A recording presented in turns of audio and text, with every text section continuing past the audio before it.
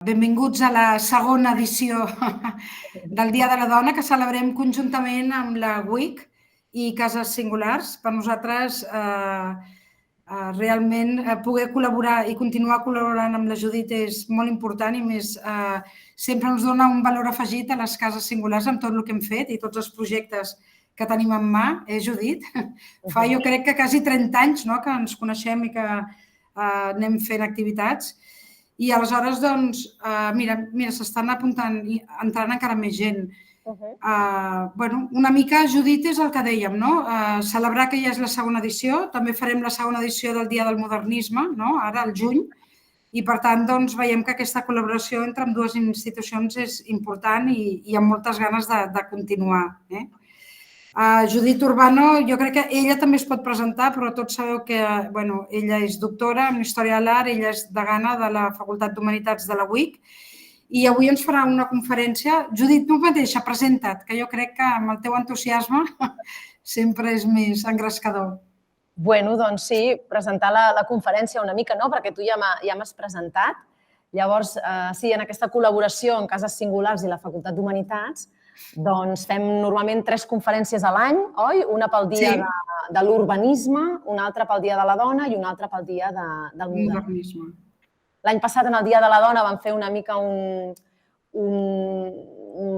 vam veure una mica des de les dones del Renaixement fins a l'actualitat, pràcticament. Vam fer una miqueta un seguiment per veure que hi havia moltes artistes, moltes pintores, escultores també. I aquest any, doncs, per no repetir, hem fet una cosa una mica diferent, que és centrar-nos en 4 dones, dones rellevants del tombant de segle, és l'època que hem triat, dones que van ser figures cabdals de la seva època, amb molta creativitat, amb molt de talent, i que van influenciar la cultura i la societat del seu moment. I aleshores hem escollit Sarah Bernhardt, que era una actriu, hem escollit Dolors Monserdà, catalana, que era escriptora, com sabeu, Loie Fuller, que era americana, tot i que va treballar molt a París, que era ballarina, i després la pintora del modernisme català, que és Lluïsa Vidal. I doncs, hem fet una mica de fora, de dintre, una mica aquesta selecció. Et sembla que comencem, doncs? Sí, fes pantalla completa, no? Sí, ara mateix. Sí, endavant. Vinga. Ganes d'escoltar-te. Gràcies, Bel. Aleshores, mira, jo faré això, pantalla completa, i aleshores ara...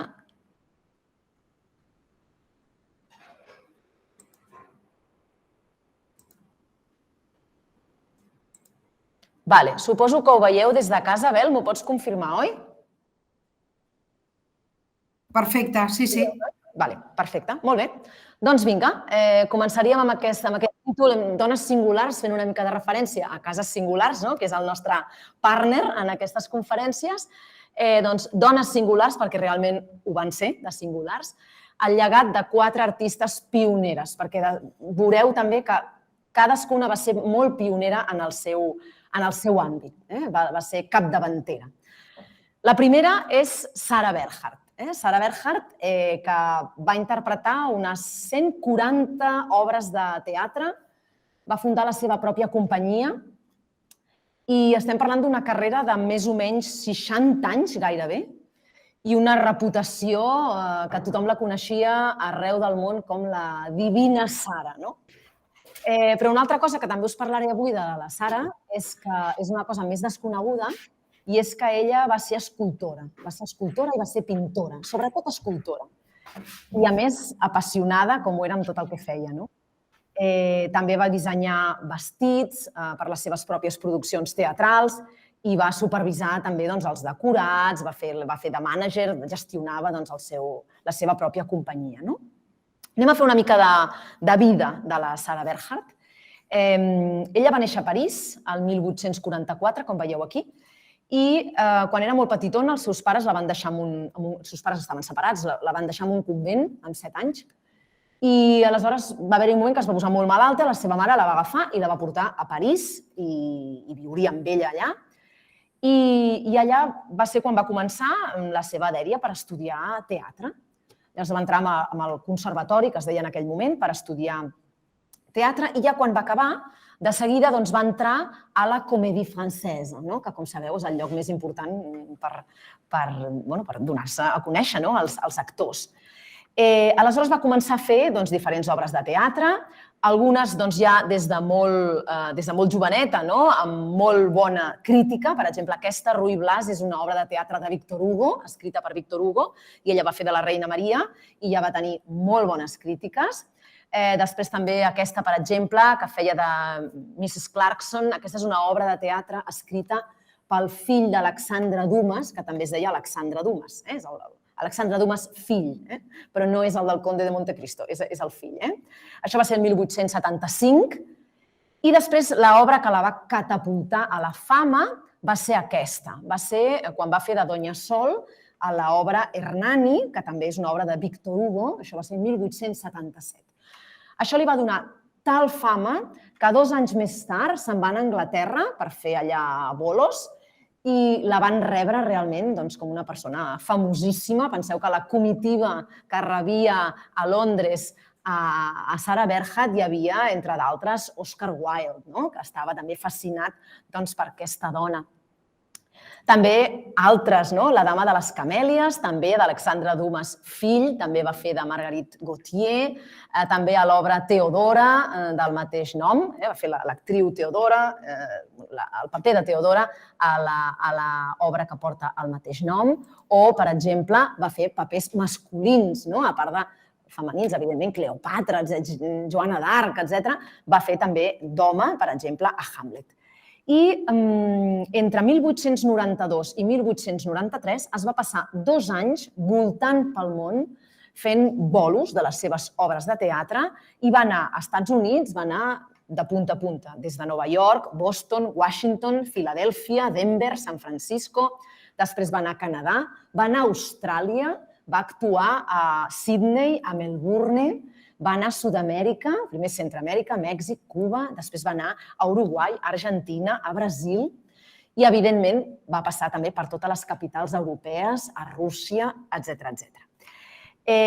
Una anècdota és que va marxar, tot aquest viatge, tot aquest periple de 2 anys, el va fer amb 80 baguls plens de roba, atrezzo, flors, joies, sabates, 80 baguls que l'anaven acompanyant per tot arreu.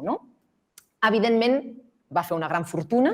Quan va tornar aquí a París, va comprar el Teatre de la Renaissance, veieu aquí sota, aquí baix, que teniu aquest Teatre de la Renaissance, el va comprar i aleshores va establir la seva companyia. Ella va estar al capdavant d'aquest teatre durant 5 anys i en aquest temps que el portava ella va fer 12 obres de teatre noves, a més de fer-ne, evidentment, algunes altres ja conegudes. Algunes, com aquesta, Gismonda, la va arribar a fer 100 vegades. Va arribar a fer 100 representacions d'aquesta obra de teatre. I això també em serveix per entrar en el món més artístic, perquè això és un cartell d'Alfons Mucha, que és un dels dels il·lustradors més importants del modernisme a París en aquell moment, i és que, per casualitat, com passen les millors coses de la vida, es van conèixer Alfons Mucha i Sarah Bernhardt. Sarah Bernhardt volia un cartell per aquesta obra de teatre i va trucar el dia de Nadal a la persona que li feia normalment els cartells. Evidentment, allà no hi havia ningú, perquè era el dia de Nadal, tots estaven a la seva família, però Alfons Mucha, que era un txecoslovac que havia acabat d'arribar a París i treballava allà, estava per allà pel taller, i va contestar a la trucada de la Sarah Bernhardt. I li va dir, mira, és que aquí no hi ha ningú que li pugui fer el cartell. Diu, però jo és que aquest cartell el necessito ja. Diu, bueno, doncs ja li faré jo. I aleshores Alfons Mucha li va fer aquest cartell que va enamorar absolutament a Sarah Bernhardt i li va agradar tant que li va fer un contracte per 5 anys amb l'exclusivitat dels seus cartells. Per tant, Alfons Mucha va fer no només aquest cartell de Gismonda, on tenim el Sarah Bernhardt, Teatre de la Renaissance, sinó tots els altres que li va fer, que ara us ensenyaré alguns. És molt identificatiu d'Alfons Mucha aquest format de cartell molt allargat, molt estret i molt allargat, que farà furor en el modernisme. Penseu en els cartells, per exemple, de Ramon Casas. Ramon Casas, evidentment, també té molta influència d'Alfons Mucha. Per exemple, també li va fer aquest cartell de Medea. Medea ja sabeu que és una tragèdia grega i fixeu-vos com ell té molt en compte el tipus d'obra de teatre que és a l'hora de fer els seus cartells. Les lletres absolutament gregues, com molt geomètriques, teatre de la Renaissance també. Aquí no ho veieu molt bé, però tot això és com un mosaic, i aquí també hi ha unes sanefes molt gregues, i després la pròpia Medea, amb aquests ulls de boja, sabeu que Medea mata els seus fills, aquí Sarah Bernhardt, i com a anècdota dir-vos que aquesta pulsera que és com una esclava molt gran, que ocupa tot el braç, la va inventar Alfons Mucha per aquest cartell i li va agradar tant a la Sarah que se la va fer per l'escena, per sortir a escena amb aquesta pulsera. Un altre dels cartells molt coneguts d'Alfons Mucha és aquest de la Dama de les Camèlies, una obra més romàntica i veiem, però, no obstant que el mateix, el cartell és molt romàntic, amb aquestes estrelletes, amb aquestes camèlies que apareixen per aquí, teatre de la Renaissance i, evidentment, Sarah Bernhardt, sempre amb aquest format estret i allargat, amb molts colors, la natura com a protagonista, dins d'una estètica plenament de l'Art Nouveau. Bé, però seguint amb aquest tema d'allò artístic, dir-vos que hi ha una faceta molt més desconeguda de la Sarah Bernhardt, que és justament que també es va dedicar a l'escultura. I això no és tan conegut. Ella, de fet, va fer pintura i escultura, però sobretot escultura, i és on és més bona, diríem, realment bona. Aquí teniu la Sarah amb un dels seus bustos que va fer. Aquí la teniu amb una altra escultura més gran, que també és seva. I aquí la teniu com a pintora, amb la paleta i els pinzells. El seu mestre va ser Mathieu Mesnier, i el teniu amb una foto que li va fer el fotògraf Nadar, que és un dels fotògrafs més famosos d'aquella època a París, el 1895. Aquest va ser el mestre que li va ensenyar les diferents tècniques, perquè ella va fer bronze, per tant va fer fundició en bronze i també va fer escultura en marbre. Són dues tècniques completament diferents. Mathieu Mesnier era especialitzat en obra bastant monumental, també amb alguna cosa de petit format, d'una estètica molt sentimental, i ella, realment, amb la seva obra, Sarah va assolir preus molt elevats ja en aquell moment. Potser la més famosa de les seves obres és aquesta, que la va exposar el 1876 en el Saló de París i va rebre una medalla de plata. És una obra, com veieu, que es diu Després de la tempesta, perquè és una obra que ens mostra una mare amb el cos del seu fill mort que està mig entortolligat amb una xarxa de pesca.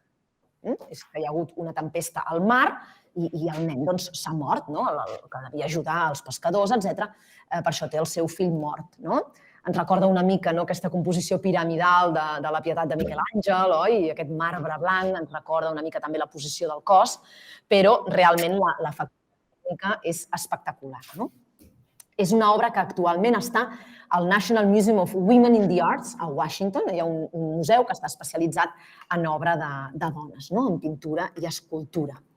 Dir-vos que va tenir tanta fama, aquesta obra, que la pròpia Sarah Bernhardt va signar una autorització perquè es poguessin fer còpies petites, versions més petites, no fetes per ella, sinó per altres escultors, per poder-les vendre amb més petit. Ella també va exposar a Londres, a Nova York, a Filadèlfia, va participar en l'exposició de Chicago, l'exposició universal de Chicago de 1893, i a la de París, 1900, que l'exposició universal de París del 1900 és la que dona el tret de sortida, més de fama de l'Art Nouveau, del modernisme a París. Aquí teniu una altra escultura amb terracota d'ella, que es diu La fille de Roland. És un autorretrat, perquè és una de les obres de teatre que ella feia. I després una altra també molt interessant, d'una factura exquisita, és aquesta La mort d'Ofèlia, que no deixa de ser un personatge d'obra de teatre, perquè és l'Ofèlia de Hamlet, de William Shakespeare. Per tant, ella ho porta molt a dins, això. i és un baix relleu en marbre, com veieu, fet en 1880. Dir-vos que es va subhastar aquesta obra fa poc, el 2017, a Sotheby's, i el tret de sortida, no sé per quan es va vendre, però el tret de sortida era 70.000 lliures a Londres, vull dir que no està malament. Ja veieu quina factura, més polida, una obra molt sensual, molt bella, realment una tècnica magnífica, molt Art Nouveau, fixeu-vos aquests cabells ondulants, aquestes flors al cabell, aquesta posició com de petó, sensual, ensenyant el pit, realment una tècnica, realment ja veieu que era molt bona escultora. La premsa de l'època, no obstant, no li va dedicar gaire bones paraules. Penseu que ja en aquell moment una pintora ho tenia malament, una escultora encara més. Es veia com l'escultura com una cosa de força, una cosa d'això de picar el marbre, era una cosa com molt masculina i, per tant, era una cosa molt inapropiada, segons la premsa de l'època, escrita per homes, evidentment, per una actriu com Sarah Bernhardt. Per tant, no se li va mai entendre massa ni se li va fer gaire costat. Sí que va haver-hi una persona, Rodin la va l'escultor Rodin, però va haver-hi una persona que va sortir en la seva defensa, que va ser Émile Zola. Émile Zola, que sortia en defensa de tothom, Émile Zola la va defensar i el que deia en els seus escrits és deixeu-la en pau, es veu que té talent, doncs deixeu-la, que expressi aquest talent que veiem que té. Bé, us passo una pintura que va fer al final de la seva vida, ja un any abans de morir, 1922, que és aquesta natura morta de préssecs, simplement per posar-vos un exemple. Però repeteixo com va ser realment, penso que va ser millor escultora que pintora. Actualment es tenen més o menys unes 50 obres de Sarah Bernhardt reconegudes, tot i localitzades en col·leccions particulars i museus, en tenim unes 25. Hi ha 25 més que no se sap on estan. Bé, doncs, si us sembla, canviem de disciplina i canviem de lloc. Ara venim a Catalunya i anem a parlar una mica de literatura. Anem a dedicar una mica de la nostra conferència a la Dolors Monserdà.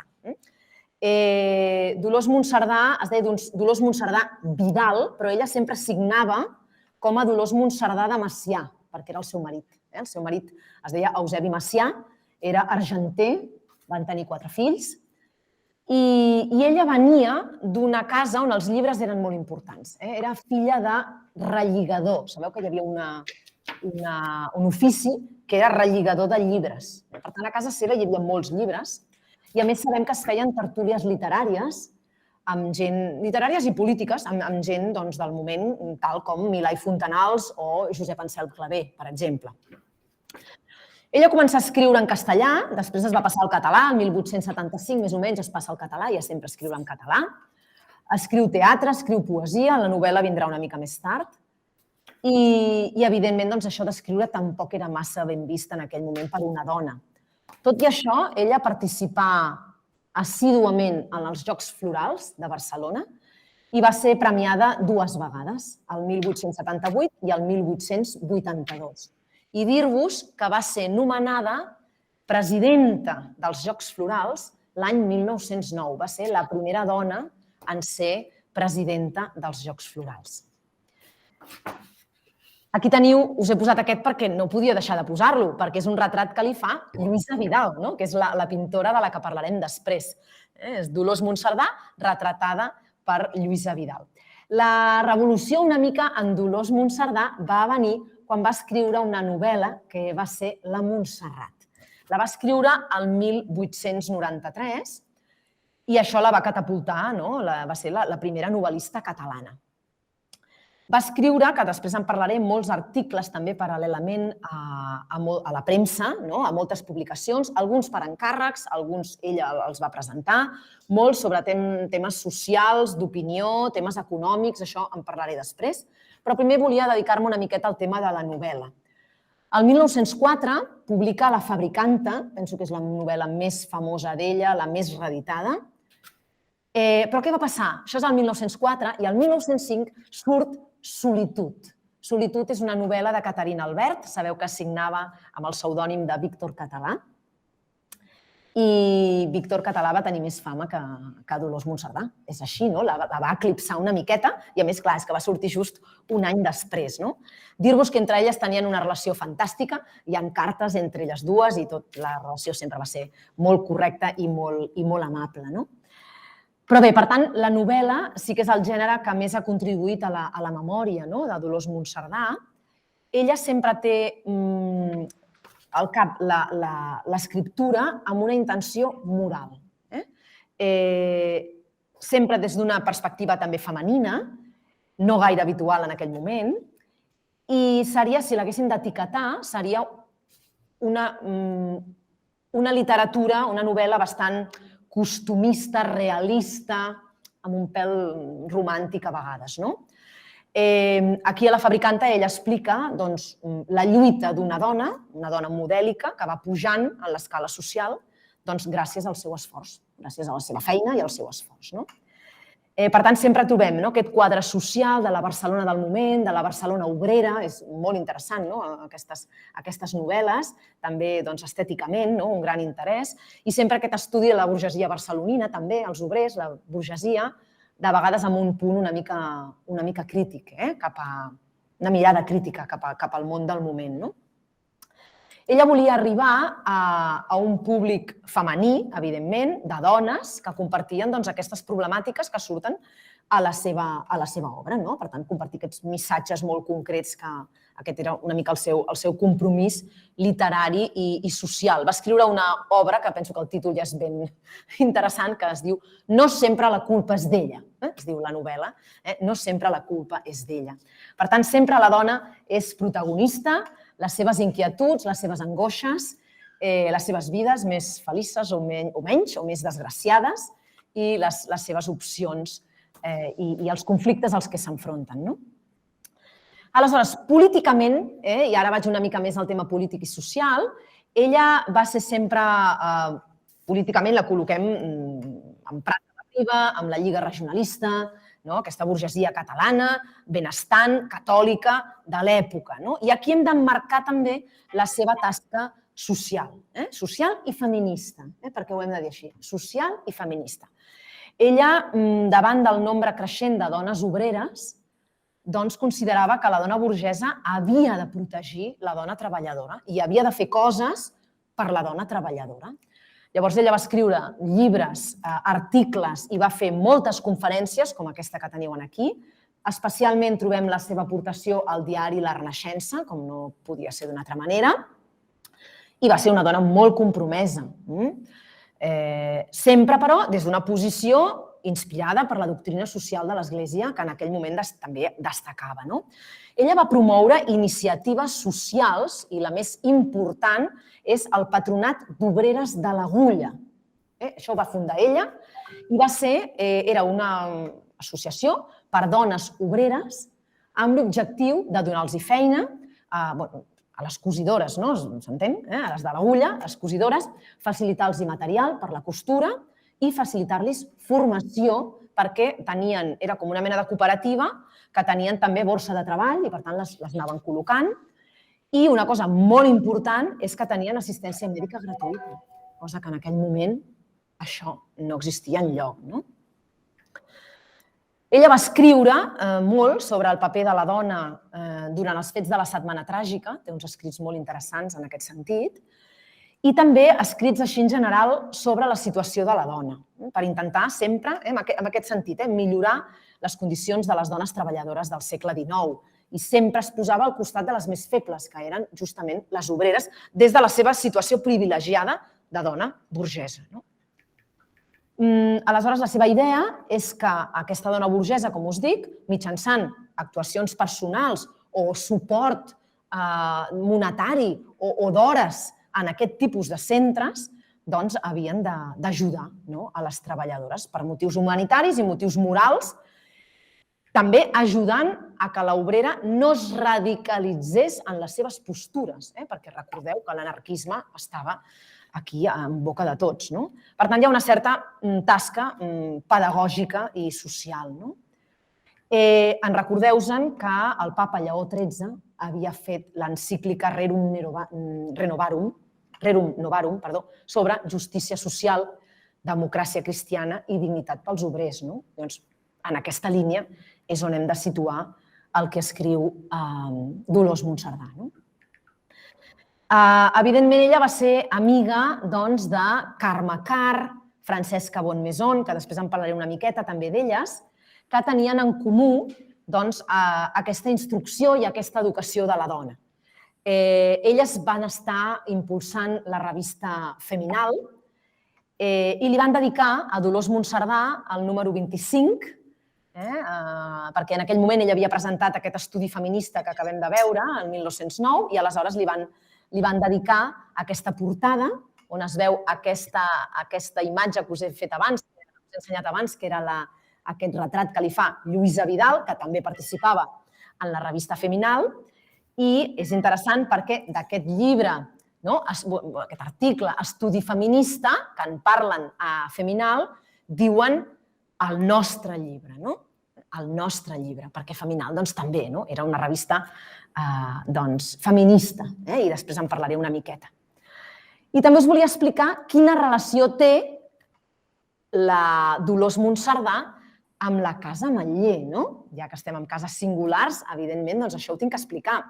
Per començar, us he de dir que és molt important aquest senyor, Josep Puig i Cadafalch, perquè, evidentment, ja sabeu que és l'arquitecte de la Casa Ametller, però és que Josep Puig i Cadafalch era el gendre de Dolors Monserdà.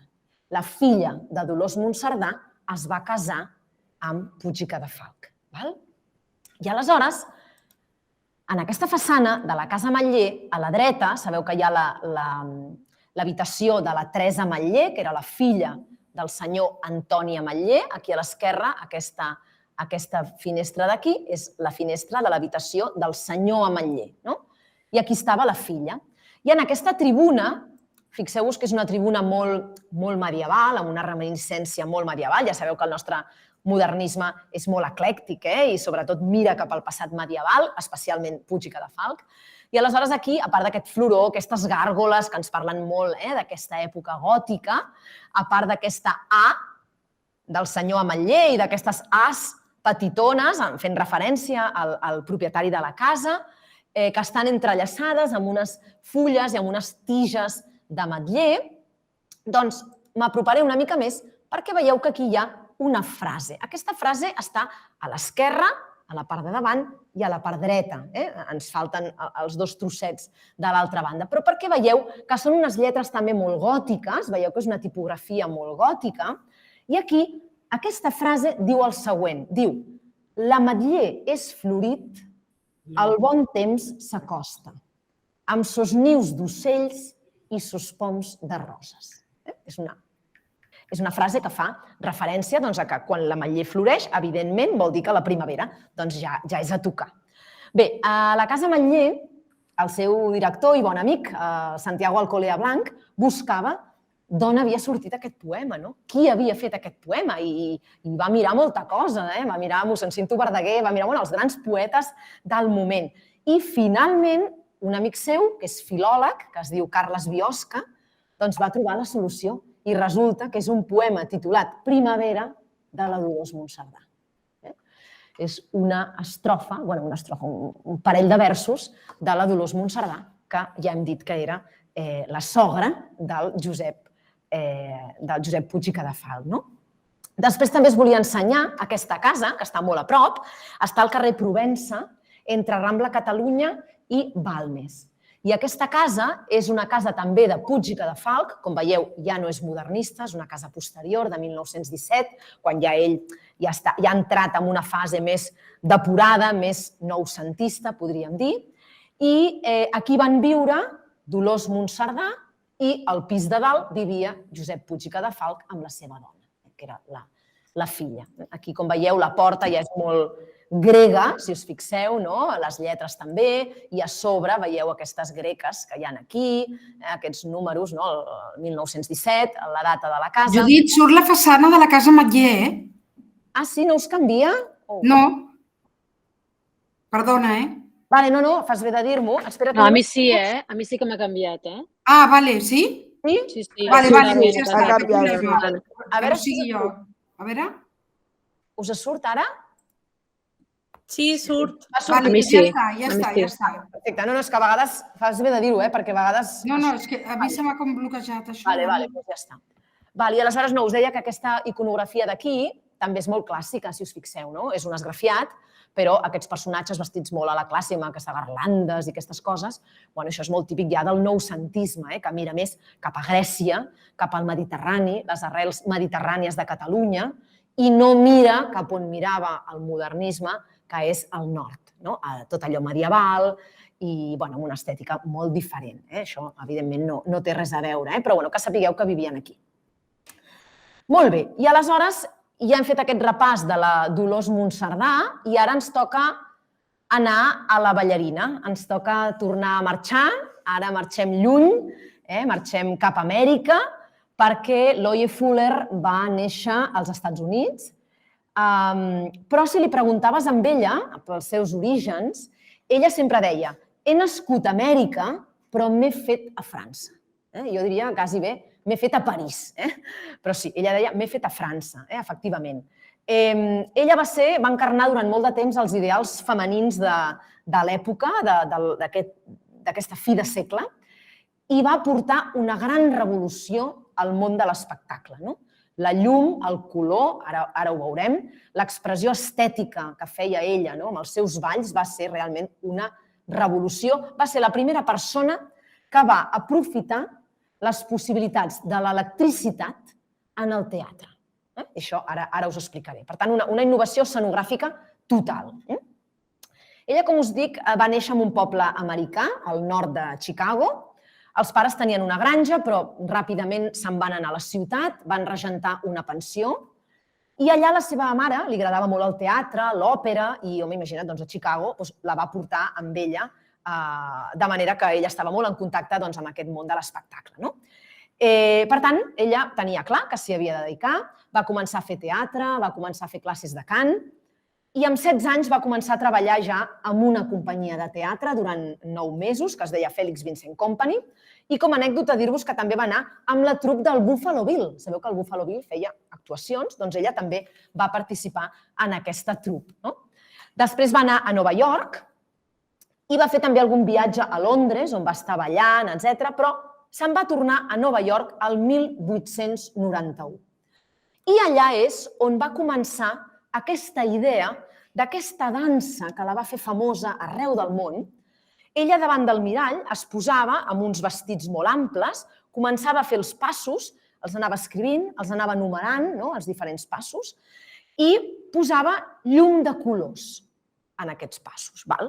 I aleshores, quan va tenir ben al cap aquesta dansa, va començar a buscar un empresari, evidentment, que l'avalés amb tot això. El va trobar, es deia Ruth Aronson.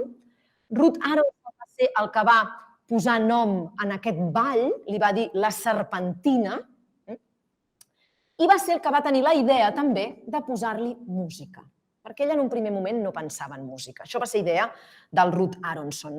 I aleshores és veritat que es van venir molt bé, eren 2 persones molt emprenedores, i aleshores ella va començar a fer intervencions molt breus en obres de teatre. O sigui, quan hi havia el descans de l'obra de teatre, per entretenir el públic, ella sortia amb aquest vestit que portava unes varilles, i aleshores anava fent aquestes coses, que ara us ensenyaré, i aquests moviments. Aquest, per exemple, és un dels vestits que ella es va fer quan va decidir deixar amb aquest senyor i anar a París.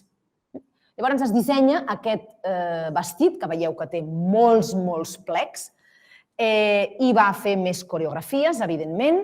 Primer fa una gira per Alemanya, va a Berlí, a Hamburg, a Colònia, i arriba a 1892 a París. Penseu que en aquell moment, a París, l'art japonès estava molt de moda. L'art japonès, aquestes formes fluïdes que ella fa amb el ball, aquesta estètica de línies ondulants, molt essencials, tot això mostrava molts paral·lelismes amb aquests gravats que venien del Japó. Després, les formes de la natura, que són arrodonides, són orgàniques. Ella, amb els seus balls, fa formes que ens recorden a flors, que ens recorden a ocells, ens recorden a papallones. Tot això estava molt de moda en aquell moment. Penseu que també Le Chat Noir, que era un cabaret, que era el que els Quatre Gats va emular aquí, no? Els Quatre Gats era com una còpia de Le Chat Noir, més neta i més polida, però ho era. I a Le Chat Noir feien el teatre d'ombres, les sombres xines, que deien. També és el mateix, una cosa molt essencial de formes que es mouen. El cinema encara havia d'arribar, faltaven 3 anys perquè els germans Lumière posessin en mà de tothom al cinema. Però ja hi havia algunes parts de París, sobretot la part al voltant de l'òpera de Garnier, que estaven il·luminades amb electricitat. Per tant, aquest és el París on arriba l'Oye Fuller i ella el que fa és presentar-se davant d'Eduard Marchand, que era el director del Folies Bergère. Aquí la veieu amb alguna imatge més. Ara us ensenyaré alguna cosa més, ja en color. Aleshores, ella es presenta i li demana que la deixi actuar, que la vegi ballar. I aleshores, efectivament, li fa una entrevista, es posa ell sol al teatre i ella, tot fosc, doncs comença a fer la seva dansa serpentina, amb colors i tal, i ell li encanta i, per tant, començaran a treballar els dos junts. Ella li demana 2 coses. Un equip de 27 electricistes, ja veurem per què, us ensenyaré com funcionava tot això, i li demana que la noia que estava fent la dansa molt semblant amb ella, perquè recordeu que ella, ja us he dit que havia anat a Londres uns anys abans, i li havien sortit algunes imitadores. Algunes d'aquestes ella les va portar davant del tribunal i va guanyar, perquè ella va patentar la dansa, etc. Però d'aquí hi ha una història també molt llarga i no la podem explicar avui, però ella tenia moltes imitadores i quan es va morir encara van sortir més. Per tant, aquest tema del plagi no és nou, sinó que també passava en aquell moment. I aleshores van fer una primera actuació per la premsa, que va ser un èxit total, i després ja va tenir el seu espectacle en diferents music halls. Evidentment, el més important del moment sí que va ser el Folies Bergère. El 5 de novembre de 1892 va ser el seu debut, es canviava de vestit a cada dansa, colors diferents, músiques diferents, i això la va catapultar a la fama. De manera que aquesta manera de fer, aquestes corbes que us deia, aquests colors, aquests moviments, totes aquestes formes, amb aquest art japonès que estava tan de moda, doncs, evidentment, va fer que entre els seus admiradors hi haguessin molta gent, a part de gent de la literatura, com Mallarmé i tots els literats del moment, però artistes que la van voler retratar, com per exemple Rodin, Toulouse-Lautrec, molts artistes que ja us he portat aquí alguns quadres i algunes il·lustracions i algunes escultures. Fixeu-vos, Heine ja la titula La Serpentine, a l'any 1900, o aquesta que és simpaticíssima, la Danse Serpentine, que només es veuen les sabates aquí baix de Bradley i tota la resta és aquest moviment ondulant. Penseu que estem en ple Art Nouveau, en ple modernisme. O aquest, per exemple, això és la revista Versacrum. La revista Versacrum és la revista més important del modernisme, podríem dir, a Viena. Seria com la nostra Peliploma, per exemple, doncs també va sortir aquesta imatge d'aquesta dona amb aquesta serpentina. O Moser, un dels grans també il·lustradors i artistes, l'Oye Fuller in the Dance the Archangel, que és una de les... Ella titulava els seus moviments. Una era el lliri, l'altra era la serpentina, l'altra era, per exemple, la papallona. Depèn dels moviments que feia, doncs ho titulava d'una manera o una altra. I un era l'arcàngel. Aquí és molt divertit, això també era un Alphabet of Celebrities, són una sèrie de gravats que són lletres, hi ha l'abecedari, i la L, com veieu, són aquests senyors, i aquesta que està aquí, qui és? És l'Oye Fuller, no cal dir res més, només veient-li les sabates i les ondulacions d'aquest vestit, ja sabem que es refereixen a la l'Oye Fuller, perquè, com us dic, era molt famosa. Whistler també, el pintor nord-americà, també fa aquests apunts de tots aquests moviments, de totes aquestes formes que apareixen en l'Oye Fuller. I el nostre Ramon Casas també la va retratar el 1902.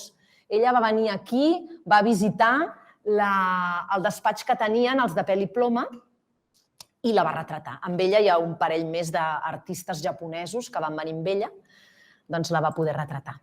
Toulouse-Lautrec, tenim aquí també gran admirador, això també és de Toulouse-Lautrec.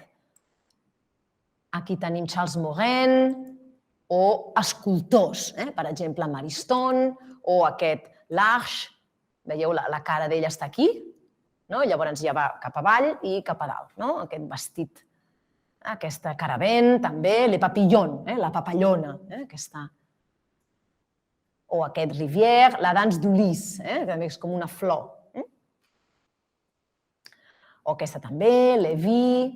I, evidentment, va sortir a totes les revistes, a totes les publicacions, a tots els diaris. Va ser el que diríem avui un fenomen mediàtic. Aquí hi ha Le Monde Artiste o la revista Gil Blas, aquí la Loie Fuller o Folie Bergère. Dir-vos que la seva fama va ser tanta que a l'Exposició Universal de París de l'any 1900 es va fer un pavelló, el pavelló Loie Fuller. Era un pavelló teatre-museu perquè ella ballava, feia el seu espectacle i, a part d'això, hi havia una exposició sobre la seva vida, les seves patents, les seves il·lustracions, escultures, etc., que li havien dedicat. Aquesta és una de les gràfiques, dels pòsters de la Loie Fuller i aquest és el pavelló. El pavelló de la Loie Fuller li va fer un arquitecte que es deia Henri Sauvage, que és el mateix arquitecte que li va fer la casa a Louis Majorelle. Louis Majorelle és un artista importantíssim de l'escola de Nancy, és un artista d'Art Nouveau, de França, que es va fer una casa pel Henri Sauvage. Doncs el Henri Sauvage és el mateix que li va fer aquest pavelló a la Loie Fuller, que veieu que està inspirada en les seves teles, veieu, aquest vestit que portava, amb tants plecs. I aquí, fixeu-vos, aquí està ella, corona la porta una escultura de la Loie Fuller. I aquí veieu, Loie Fuller, danse lumineuse, les danses lluminoses, aquí. Us explico com ho feia. La clau de l'espectacle eren, a part del ball i aquestes formes del vestit que hem dit, i la música, era l'electricitat. Eren uns focus de llum on posaven unes plaques de colors i aleshores es anaven traient i posant a mesura que ella ballava i anava fent els seus moviments. Aquí això és una il·lustració perquè veieu com va. Hi ha gent, veus, que la il·lumina des de la dreta, des de dalt, des de l'esquerra, també aquí, als cantons, i també des de baix i des de sota de l'escenari. Perquè aquí veieu que aquest senyor, que té un trípode aquí amb el focus de llum, l'està il·luminant des d'un forat que hi ha a l'escenari. Tot això amb les plaques de colors que es anaven posant a davant. Llavors, perquè veieu això, mira, aquí al Wikimedia Commons teniu una categoria que es diu Loie Fuller. Llavors, aquí hi ha de tot una mica. Si us n'aneu als films, veureu això. Això no és real, vull dir, no és real la llum, sinó que això és cinema acolorit. El cinema en color encara no s'havia inventat, no? Però ara veureu que apareix la Loie Fuller. Veus? Aquesta és la Loie Fuller. I això és el que feia. Llavors, clar, això no són llums de colors, perquè, repeteixo, és cinema en blanc i negre. El que han fet aquí és colorejar després la cinta de cinema. Però perquè veieu el que ella feia. I això encara és un vestit curt, però veus? Anava canviant els colors a mesura que ella anava fent aquestes formes. Veus? Ara canvia, ara en fa una altra. I el vestit, doncs, hi ha un moment que li va seguint aquestes formes ondulants. Aneu en compte perquè hi ha moltes que no són ella, Ja dic que hi ha moltes imitadores. Aquesta sí que és ella. Veus? Ara una altra, ara ha canviat, s'ha posat aquí, ara fa unes ondes així, ara unes altres, ara comença a fer així i, veus, va canviant. Clar, això en música, evidentment, devia ser bastant espectacular, no? I realment, i ara veureu que hi ha un moment que la fan desaparèixer, perquè això era una de les gràcies de les pel·lícules d'aquell moment, no? Ara desapareix. Ja està. Val. Ai, mira, et meto aquí. I aquí ara torno a presentar. Estem aquí. Vale. Molt bé. Val, doncs, bueno, evidentment, tot això, les papallones, els ocells, les flors, dintre d'aquest esperit Art Nouveau, doncs, evidentment va ser tota una experiència plàstica i realment ja veieu que va ser molt, molt famosa. Igual que la Sarah Bernhardt, que hem vist abans. I aleshores l'última pintora aquesta vegada és Lluïsa Vidal, tornem a casa nostra. Lluïsa Vidal va ser col·lega de Dolors Monserdà, de Caterina Albert, de la Carme Cart, de la Francesca Bonmaison, que en parlarem una miqueta ara, tot dones implicades en aquest corrent social i feminista d'aquell moment. Lluïsa Vidal no va fer arts decoratives, sense menysprear-les ni molt menys, no va fer pintures de flors, que és el que feien moltes dones en aquell moment, sinó que ella va fer retrat i figuració. I, a més, no ho feia només com un hobby, per això les dones eren criticades per això, però bueno, si era un hobby no passa res. No, ella va voler viure d'això, va voler que fos la seva professió i ho va aconseguir, perquè va viure tota la seva vida de la seva pintura. I això, que per una banda era molt més criticat, però per l'altra banda es veu la tenacitat i realment que valia per això, perquè si no, no hagués pogut viure del seu talent. Bé, aleshores expliquem una miqueta, això és un autorretrat de la Lluïsa, una miqueta la seva vida. Ella va tenir la sort de néixer en una família molt lligada a l'art. Aquest és el seu pare, és Francesc Vidal. El seu pare era moblista, feia mobles, tenia una empresa de mobles molt famosa aquí a Barcelona, es va formar a la Llotja, aquest senyor, i allà a la Llotja, clar, va fer molts amics, pintors, escultors, etc. Clar, tota aquesta gent anava per casa. Ell es va casar, va tenir 12 fills, 9 d'aquests fills eren dones i les va educar igual que va educar els seus fills homes. Les va educar en l'art, en la música, en l'escultura, en la pintura i totes és veritat que van destacar en alguna cosa. Ell era una persona molt culta, havia viatjat molt i tenia una botiga al passatge del Crèdit, molt a prop de la plaça Reial de Barcelona, i allà ell venia els seus mobles, però també feia exposició de quadres i venia objectes artístics. Per tant, estava molt ficat en aquest món artístic de Barcelona. La seva dona era de mare alsaciana, parlava molt bé el francès, molt bé l'alemany, i era una persona molt, molt, molt lligada a la música. Li agradaven molt les òperes de Wagner, que podia seguir fàcilment amb el seu alemany, i era una persona que li encantava, la gran amant de la música. Per tant, tot això es vivia molt en aquella casa dels Vidal. Lluïsa, des de molt petita, ja va veure que es volia dedicar a la pintura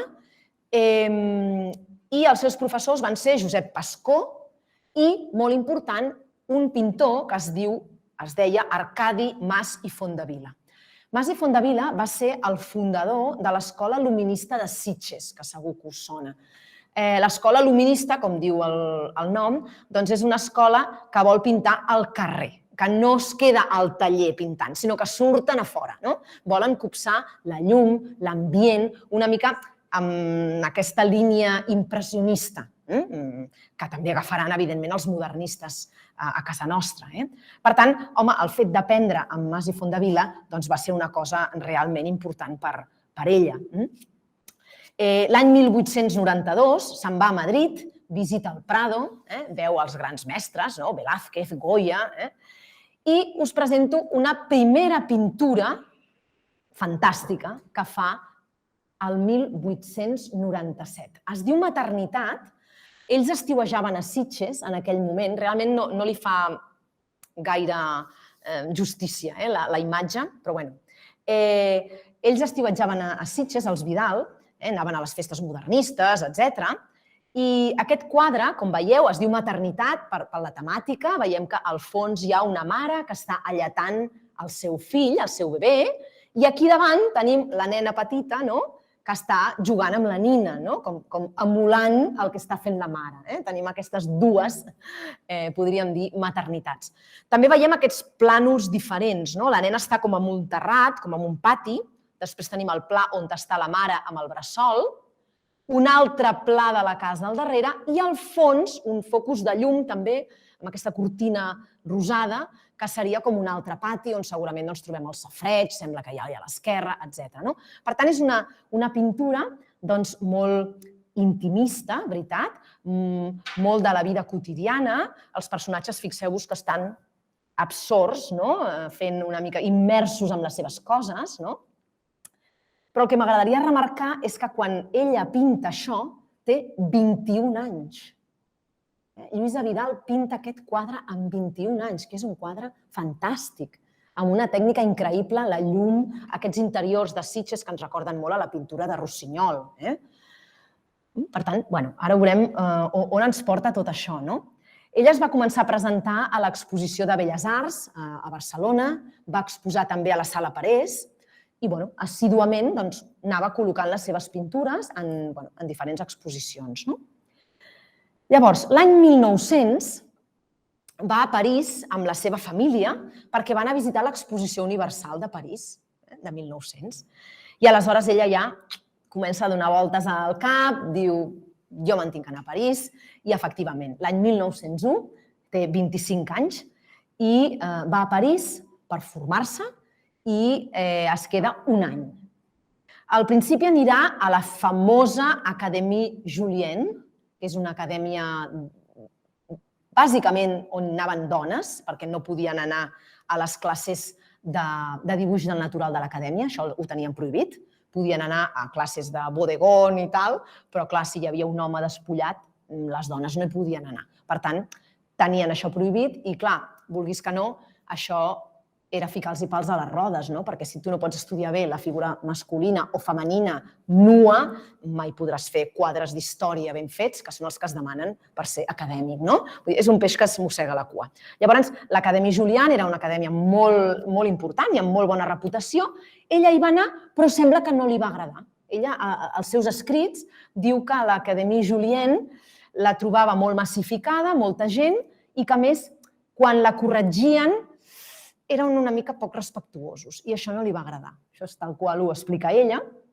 Llavors, fa un viatge a Anglaterra, on també visita museus, evidentment els museus de Londres i de París els va veure tots, i quan torna decideix anar en aquesta acadèmia, que és l'Académie Humbert. I aquí sí, aquí es va trobar fantàstica i li va encantar. Quan va tornar, de fet té aquest quadre que veieu, que és aquesta classe en aquesta acadèmia, on es veuen pintors, es veuen homes pintors i alguna dona aquí a l'esquerra, per tant eren classes mixtes i com veieu hi ha una dona despullada i per tant tenen accés en aquest dibuix del natural. Quan torna, ella passen uns estius a Blanes amb la seva família i cada vegada vas veient que la seva paleta és més solta, la pinzellada, és més lluminosa i el 1903 la revista Pèl i Ploma, que ja hem parlat, li publica 8 obres. 8 obres que després les exposarà també a la Sala Parés. I comença a tenir fama, comença a tenir encàrrecs, comença a tenir clients. Aquest és un retrat fantàstic d'una de les seves germanes, que es deia Carlota. Fixeu-vos la pinzellada que dèiem, quina pinzellada més solta que té, que podem resseguir on comença i on acaba. Aquesta modernitat en la pinzellada, això és una cosa que ja veiem que ha adquirit a París, segurament, i també en aquesta escola en la que va començar i amb el Mas i Fondevila, etc. Bé, us he posat aquest retrat perquè veieu que és la mateixa, la Carlota. Aquest retrat que es diu Avançala el va fer el 1906 i és un retrat pòstum de la seva germana, perquè Carlota va morir el 1905, desgraciadament, va morir per la verola i això, evidentment, va trasbalsar a tota la família i desencadenar una crisi molt forta de salut en el seu pare, que ja tenia problemes psicològics i això el va acabar d'esfonsar. Fixeu-vos que la Carlota era escultora. Fixeu-vos quina mirada més fresca, no? La roba també fosca que fa que ressalti més, no? Doncs la cara, aquesta mirada directa a l'espectador, aquest verd que posa en el barret, no? Aquesta mirada com molt franca, aquest somriure. Ella va ser deixeble, la Carlota, va ser deixeble de Manel Foixà, que és un escultor important de fi de segle aquí a Barcelona i del tombant de segle. I aquí, curiosament, també tenim que Lluïsa Vidal va fer aquest retrat de Manel Foixà una mica més tard, el 1914. Ells eren amics, es coneixien des de feia molts anys i és curiós també com quan estava a París la Lluïsa Vidal li enviava cartes i li explicava coses de Rodin, com dient, mira, el Rodin ha fet això, i he anat aquí, i he anat allà, i li explicava, com ell era escultor, doncs li explicava les coses que feia el Rodin. Llavors, també dir-vos que el 1907 surt el primer número de la revista Feminal, que hem parlat abans. La revista Feminal la va dirigir la Carme Carr, que també l'he esmentada. Va durar 10 anys, després va haver-hi un impàs en què no va sortir, i es va tornar a reprendre l'any 25, el 1925. La revista Feminal era una revista per dones que defensava els drets de les dones, bàsicament, a l'educació i a exercir la professió que la dona volgués. La imatge era molt important en la revista, hi havia molts dibuixos, molts gravats, moltes pintures, sempre de dones, i era una revista que es feia a dues tintes, i per tant, això li donava també una gràcia. Lola Anglada, per exemple, va participar també a la revista i Lluïsa Vidal va ser una col·laboradora des que es va iniciar la revista, com abans hem vist. La revista tenia també corresponsals, dones, evidentment, a París i Londres, i és graciós perquè elles normalment, quan escriuen aquestes corresponsals, sempre expliquen com es viuen les coses feministes. Expliquen, per exemple, el dret a vot, com està aquest tema del dret a vot de les dones a París, o com ho veuen des de Londres, i van informant una mica a les dones d'aquí. Molt bé. Aleshores, com a retrat, i ja vaig acabant, un altre retrat d'una altra germana, que és la germana, es diu Francesca. Això va ser un regal de casament. Aquesta era una violinista, realment tocava el violoncel, era una música realment, una compositora molt important, i es va casar 2 vegades amb dos intèrprets també. El segon va ser Pau Casals. Aquesta noia es va casar, el segon marit, Pau Casals. I Pau Casals va conservar, ella es va morir primer que ell, i va conservar aquest retrat a casa seva fins que es va morir, i per això podem trobar aquest retrat ara al Vendrell, al Museu Pau Casals. Fixeu-vos com la fa amb aquest vestit blanc, amb aquest perfil, una mica melancòlica, si us hi fixeu. Clar, aquest va ser un retrat que li va fer pel seu primer matrimoni, i el pare, que ja us he dit que psicològicament no estava molt bé, es va posar molt en contra d'aquest matrimoni. Potser per això té aquesta mirada tan melancòlica. Els que sapigueu una miqueta d'història de l'art recordareu, suposo, o us recorda a aquest Whistler, que ja l'hem dit abans, era un pintor nord-americà que va treballar molt a Londres i a Anglaterra, perdó, a Londres i a París.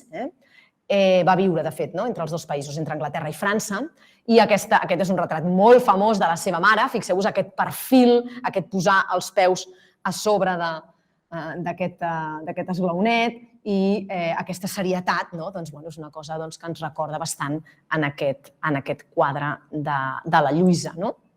Després també una altra germana, la Marta Vidal, amb aquest vestit blanc també molt lluminós, amb aquest somriure una mica picaresc, amb aquestes margarites, margarides que té aquí a la falda. I també fixeu-vos en algunes pinzellades, que ja hem dit abans, unes pinzellades molt soltes, també aquestes del coixí, com va trobant el seu estil. Potser pel seu pas a les acadèmies franceses i potser per aquesta mala experiència que havia tingut a l'Acadèmia Julian, Lluïsa Vidal va començar a fer classes a dones. Classes d'art, classes de dibuix, es va establir en el seu en el seu taller i es va anunciar a la revista Feminal, com no, i a La Vanguardia. I va començar el 1908 a fer aquestes classes que van tenir molt èxit. Dir-vos també que el 1911 es va morir el pintor Isidre Nonell, que tenia un taller al carrer, antigament es deia carrer Salmerón, que és Gran de Gràcia.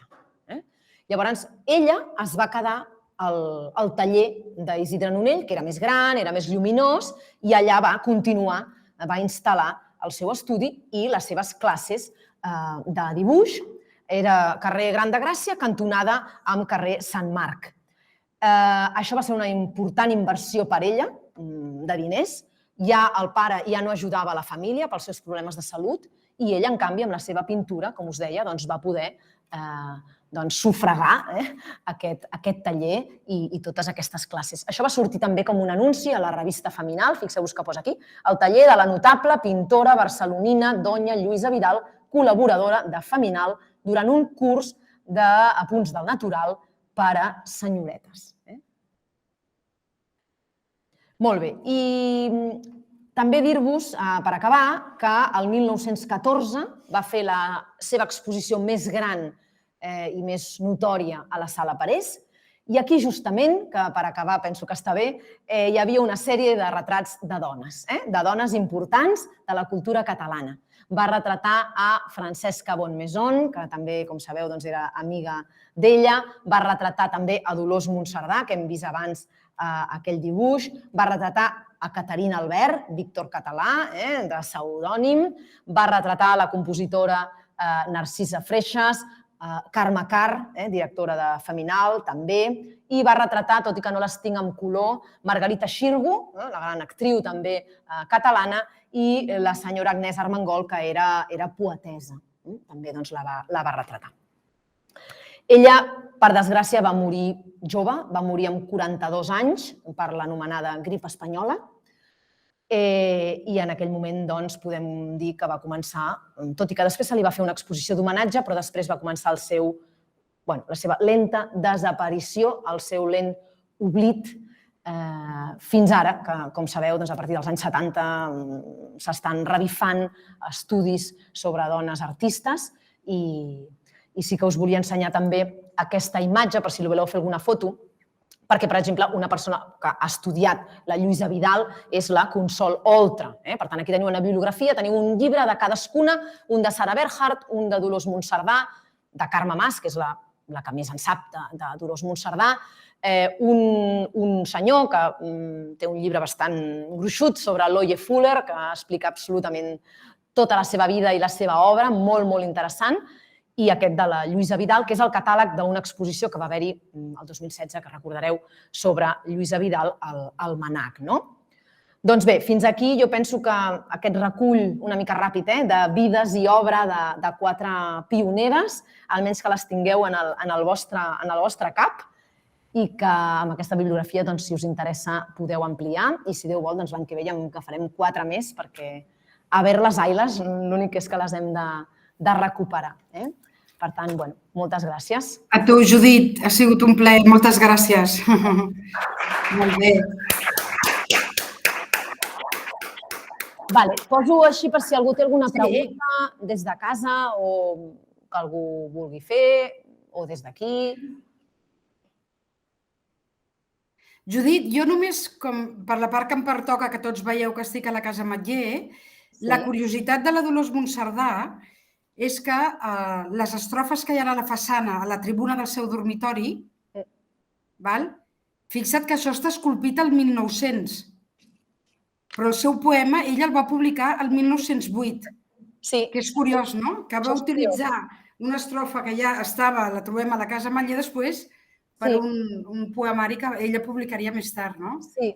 Va ser una gran descoberta, realment. Ho tenia ella a casa escrit, no? I després ho va decidir publicar. Bueno, no sabem, no? Espera, que hi ha preguntes, Ah, sí? Sí, hi ha gent que està aixecant la mà, a veure, és que no ho he vist. Mirem-ho. Espera't, Bueno, l'Elisabet Biosca et dona les gràcies, que li ha agradat molt. La Deirdre Gracia. La Oleguer Junyent. Pregunta. No ho sé. Jo crec que no, Promesa. Això ho saps potser tu més, que tu tens la casa No, de l'Oleguer Junyent. Però Oleguer, a veure, espera't, deixa'm veure. No ho sé, em sap greu perquè això sí que no li puc dir. Bueno, ho podem averiguar, ja ho mirarem i ja podem respondre. Clar, es va morir joveneta, no estava casada, potser estava promesa, això no ho sé. No ho sé. A veure si hi ha més coses, mentrestant, si tu ho pots mirar. La Maite Moreno ja s'estan acomiadant moltes persones, que t'estan donant les gràcies totes. Perfecte. L'Oleguer Junyent sí que em sembla que es va casar amb Artículos Morti amb una Vidal, potser sí, això hauria de repescar-ho. Prenc nota per la senyora Gràcia i si a cas ja... A veure si ho pots trobar, tu, Sí, això. i li enviaré per correu electrònic, sí. Però m'ho envies a mi també, que així. Sí, sí. Molt bé. Doncs si no hi ha més preguntes, jo penso que ho deixem aquí, no? Val. Fins la següent. Espera, que n'hi ha una per aquí. Jo la repeteixo perquè la sentiu. Gràcies. Sí? Ah? No se sent. Sí, ara us dic que ella és una professora que explica Pioneros del Cine i diu que quan ha vist Serpentín li ha cridat l'atenció.